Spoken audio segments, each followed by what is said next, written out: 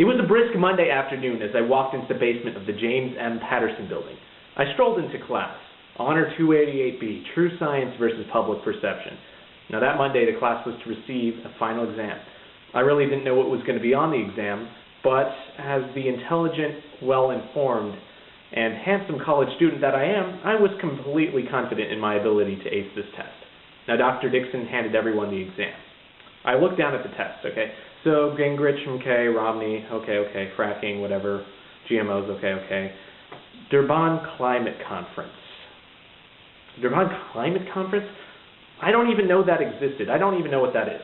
Now, clearly, if an intelligent, well-informed, and handsome college student such as myself doesn't know that something exists, then that particular thing must have been a total and complete failure.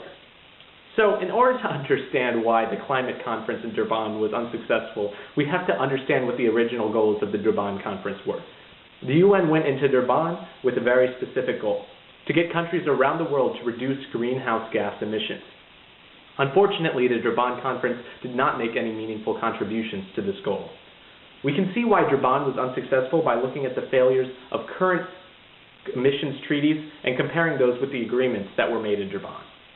Now first, let's take a look at the current climate change treaties that we have, the Kyoto Protocol. Now right now the Kyoto Protocol is the only international treaty that actually restricts carbon emissions.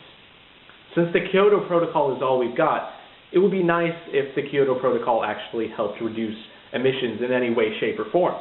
However, this is not the case. Since Kyoto was ratified in 1997, greenhouse gas emissions have actually risen by 25%. Now, why has the Kyoto Protocol been such a failure? First of all, the Kyoto Protocol excludes emerging markets such as China and India. This is a huge problem because China is currently the world's largest emitter of carbon dioxide, and India's greenhouse gas emissions have risen by 58% over the past 18 years. Additionally, the United States has not even ratified the Kyoto Protocol, and Canada withdrew from the Kyoto Protocol just a few days ago to much international criticism. So it basically comes down to this. Emerging markets love the Kyoto Protocol since it allows them to pollute as much as they like. Countries such as the United States couldn't care less about the Kyoto Protocol since we haven't actually ratified the treaty. Now, what countries in Europe that actually have ratified the Kyoto Protocol and choose to abide by it, well, they aren't contributing to greenhouse gases too much in the first place, and EU regulations already regulate the amount of greenhouse gases they can emit.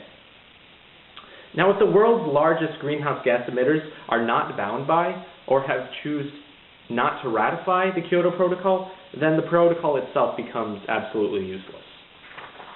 So the Kyoto Protocol has clearly been a failure. But the conference in Durban actually extended the provisions of the Kyoto Protocol. There was a compromise. So the Kyoto Protocol provisions will be extended to 2015. And in return, countries in 2015 will agree to meet and draft some sort of legally binding treaty putting some sort of limit on carbon emissions.